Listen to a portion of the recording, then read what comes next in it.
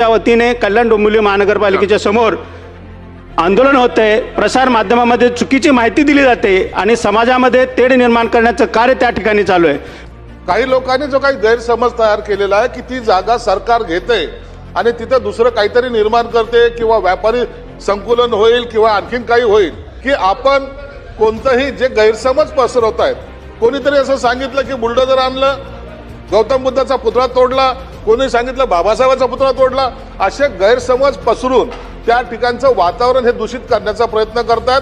विधिमंडळातील सभागृहामध्ये आमदार बालाजी किनीकर आणि मंत्री समाज कल्याण मंत्री संजयजी शिरसाट त्यांनी जी खोटी माहिती दिलेली आहे त्याबद्दल मला संपूर्ण महाराष्ट्रातील जनतेला खुलासा करायचा आहे।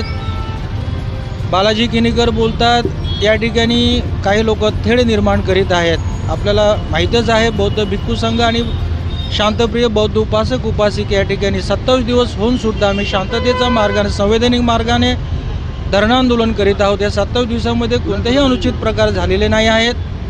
तर अशी खोटी माहिती त्यांनी त्या ठिकाणी सभागृहामध्ये दिलेली आहे। त्यानंतर संजयजी शिरसाट बोलत आहेत काय या ठिकाणी म्हणे कुणी म्हणतात बुलडोजर केले, तोडफोड केले, परंतु आपल्याला माहीत आहे जगभराने लाईव्ह व्हिडिओ मार्फत पाहिलेलं आहे। शेकडो JCB डंपर बुलडोजर जाऊन त्या ठिकाणी आमच्या अस्मितेचे प्रतीक भीमा कोरेगाव प्रतिकृती बौद्ध स्तूप तोडफोड केलेला आहे, बेकायदेशीर बुद्धरूप हटवलेलं आहे, शेकडो झाडे 42 झाडांची त्यांनी कत्तली केलेल्या आहेत।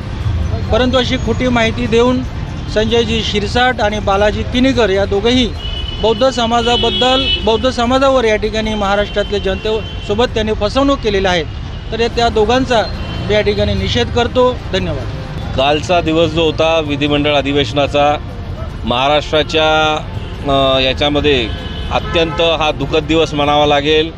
कारण विधिमंडळामध्ये माननीय मंत्री महोदय आणि माननीय आमदार यांनी ज्या काही घटना त्या ठिकाणी बुद्धभूमी फाउंडेशनला घेऊन सांगितलेल्या आहेत त्याच्यामध्ये कुठल्याही पद्धतीचं तथ्य आढळून येत नाही।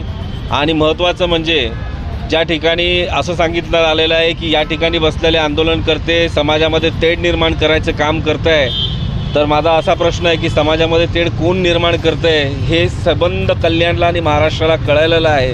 त्यामुळं असे स्टेटमेंट आपण देऊ नये आणि सभागृह जे पवित्र सभागृह आहे या सभागृहाची दिशाभूल आपण करू नये।